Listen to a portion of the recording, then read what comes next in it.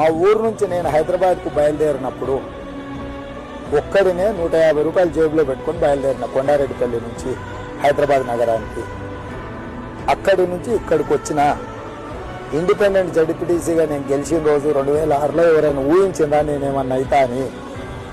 ఇవన్నీ శ్రమ ప్రకృతి అనుకూలించి మీ అందరు సహకరిస్తే ఇక్కడికి వచ్చిన. తెలంగాణ రాష్ట్రానికి 2వ ముఖ్యమంత్రిగా నేను బాధ్యతలు చేపట్టిన. చరిత్ర ఎంతకాలం ఉంటుందో, ఈ రాష్ట్రం ఎంతకాలం మనుగడ ఉంటుందో, ఈ తెలంగాణ రాష్ట్రానికి 2వ ముఖ్యమంత్రి ఎవరయ్యా అంటే చంద్రశేఖరరావును ఓడించింది ఎవరయ్యా అని అంటే రేవంత్ రెడ్డి అని ఉంటుంది. చరిత్రలో శాశ్వతంగా నా పేరు అనేది నిలబడిపోతుంది. అలాంటి పేరు కావాలనుకుంటున్నారా? ప్రజల గుండెల్లో చిరస్థాయిగా ఉండిపోయే మంచి పనులు చేసి ఆ గుర్తింపు కావాలని కోరుకుంటున్నారు. డెఫినెట్ గా నెక్స్ట్ 10 సంవత్సరాలు మీరు చెప్పేదానికోసం నిత్యం శ్రమిస్తా, శ్రామికుడిగా పనిచేస్తా, ఒక అన్నగానో ఒక తమ్ముడుగానో ఒక బిడ్డగానో వ్యవహరించుకుంటూ ఈ రాష్ట్రాన్ని నిర్మించుకుంటూ 100 సంవత్సరాలకు అవసరమైన అభివృద్ధి ప్రణాళికలు వేసుకుంటూ ముందుకు వెళ్తా.